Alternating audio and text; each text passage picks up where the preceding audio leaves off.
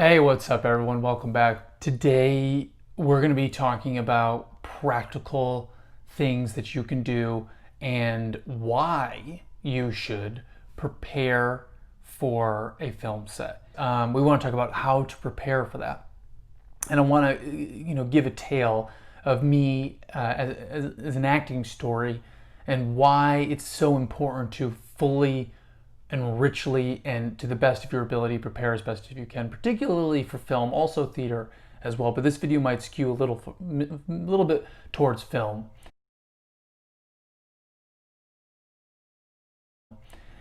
I was shooting a commercial. It was a big national commercial, and the first day went great. I knocked it out of the park.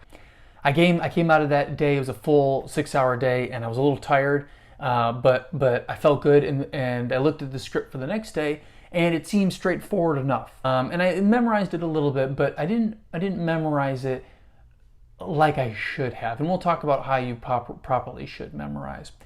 Turns out, I got on set, and they wanted me to do that entire chunk of dialogue. It was probably about a paragraph, right? That which I intended it to be broken up. They shot that entire thing in one shot, right? And it wasn't just one shot. It was actually me having to run around to these different computers around the circle and have to run around, sit down, type, and then say one sentence out of the paragraph, and then move to the next computer, write down, say one sentence, move to the next one. And I had to look up, look at the camera, say it, look down on particular words. It was very technical, and it ended up, that one scene, which should have taken us just the morning, ended up taking us basically the entire day. And I had essentially a panic attack. It was because I wasn't getting the shots that they needed. They needed it in one shot, right? The producers were talking about me behind my back and questioning. I could hear them because they weren't very far away. The director had no idea how to handle me because this was his first national commercial, and he was panicked, and he didn't know how to handle the set. They were really over time, and ultimately, it was my responsibility. It was my fault on that, and it was a huge learning lesson for me as an actor to really, really prepare for these moments. And we're going to talk about how we can do that so a story like this doesn't happen to you guys.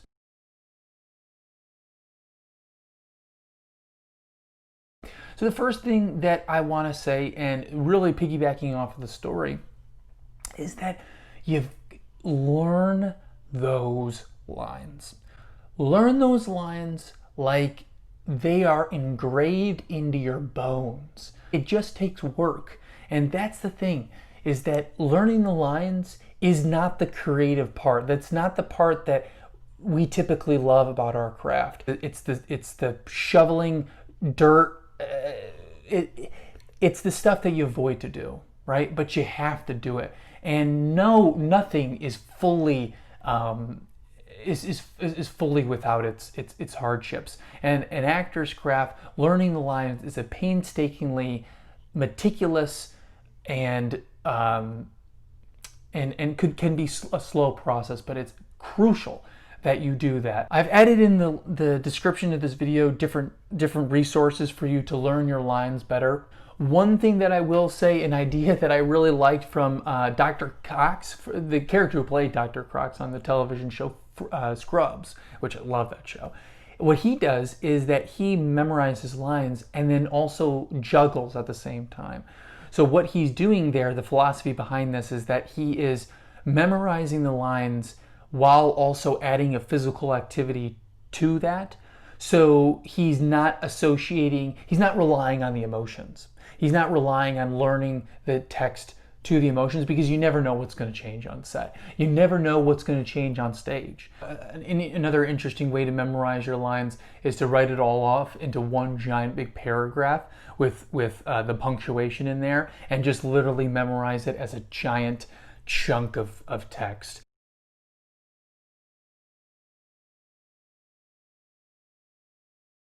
The next step after when you do some memorizing, and this is what I learned from Michael Caine's Acting in Film, which is a really great book, and I definitely recommend not only reading this but also watching the video series, is that you also want to make those specific physical choices that you're going to make. You need to make those choices, and you need to stick with them, and you only want to make a couple of them. So if you know you're in a kitchen scene and you know that you're going to be playing within that environment, maybe you make the one choice being I'm going to drink my teacup. And if you're going to drink your teacup, know exactly which lines you are going to and put it down. No, it's so important that you get those absolutely correct, because when they go into post and they go into editing, if you're drinking that teacup on different lines every single tape, they are going to hate you. And they may have to reshoot it all if it's that egregious. You don't know.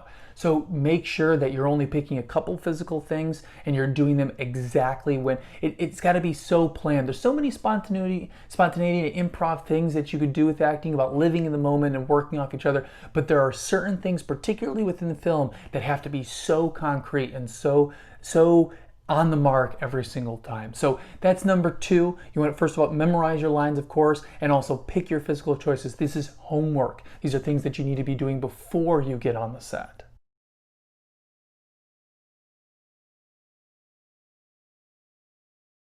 Now, and the last thing that you can be doing, if you're in a hotel room or you're at home or you're in your trailer, you need to sort of set up the room how you think that you're going to play it.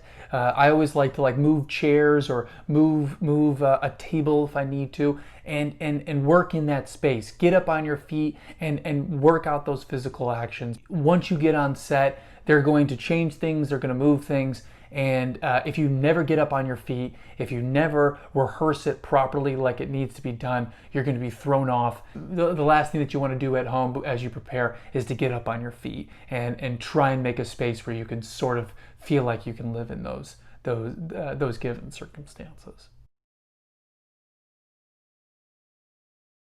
So we talked a little bit about the different things that we can do before we get on set, the things that you're responsible as an actor to get fully prepared on before, outside of developing the character, right? The next is just these 9 things I like to do as an actor. They are specific to me, and you should make your own list, right? You should make your own checklist every single time that you get a role. You go through and you make sure, okay, I'm going to set tomorrow. These are the things that I want to make sure. It's a game plan. It's a strategy, so you'll be more confident. You'll be more clear into going into that performance. Number 1, definitely an important one, get good sleep. So important. Do not go out partying. Do not stay up late drinking or playing video games or working on homework if you're in school. I mean, get good sleep. Second thing is don't party before. Okay, don't party before you're about to go on set. If you have a Sunday shoot, don't think that you can squeak in a quick party on Friday, because you might still be hungover on Sunday. Next thing is print out that call sheet.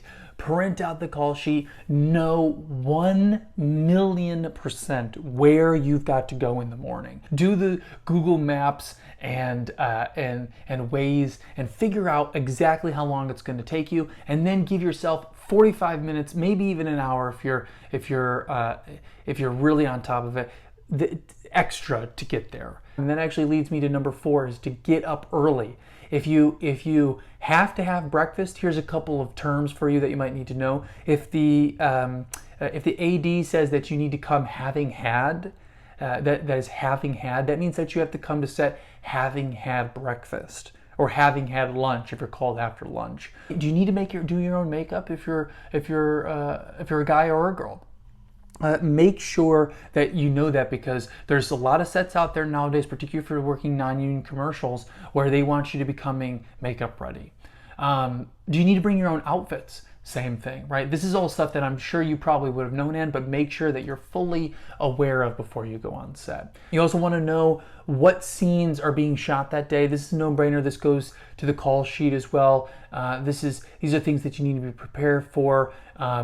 For example, there's a great story, really quickly, there's a great story in this book where Michael Caine prepared for the scenes that he was going to shoot that day. Now, he was told specifically what scenes that he was going to do, so he prepared how he should have been. However, he was in the trailer at lunchtime getting ready for the afternoon shoot when the AD said, Michael, we have to shoot the last scene in the movie right now. There's perfect light out, and the director says it needs to be done at this moment. And Michael said, I haven't prepared for that. You didn't give that to me. And the AD said, I don't know what to tell you. It needs to be done right now. And so Michael thought for a second. He said, give me 1 hour. And the director agreed. They gave him 1 hour. And in that hour, he pounded out and he was able to now that takes extreme skill. Michael Caine, obviously a veteran, but it just goes to show you that even if you want to be prepared for the scenes that you're doing that day, and then you want to be prepared for the other scenes, so you can never be too prepared because you never know what's going to be thrown at you. Number 6, rejoice. Breathe. You're at home. It's before the set. After when you've prepared and you feel that you've truly done everything you need to do, be happy. You're about to go and act. You're about to go do something you love. You want to go into this experience in a positive and happy mood because it'll just make your performance even that better. This is number 7. I like to turn off my cell phone.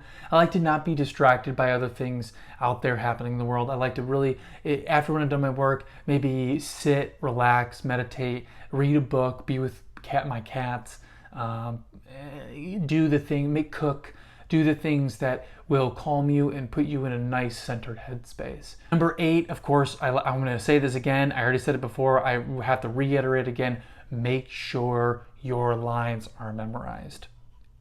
It's been in here multiple times, but it's got to be in here again. And the last thing, number 9, that I like to do is to do something in the morning as I'm driving to the set. Do something fun. If I have time to wake up in the morning and do a run, or to hang out with my pets, or to dance a little, whatever it is, so that you are going to say, if it's singing in the car, do something fun, do something that brings you joy so that you're entering that set in a positive mood and you're ready to collaborate and to create as an artist. So that's it. That's my little game plan here for making your own game plan to prepare yourself for getting onto a film set. But as in a little assessment here, I want all of you guys, little homework that would really benefit you is to, in the comments below, make a 10-step program for yourself. 10 things that you know you'll check off before you go to set and step foot on that lot. And add that in the comments below, and I will comment on them, and I'll give you my opinion, and we can work off each other and learn what other people have to say, because it's not just my process. I'd love to know what you guys do as well. All right, so once again, thanks for watching these videos. If you know anyone who would benefit and is an actor and likes the theater arts and would benefit from this material, please share, and I will see you guys in the next video. Thanks so much.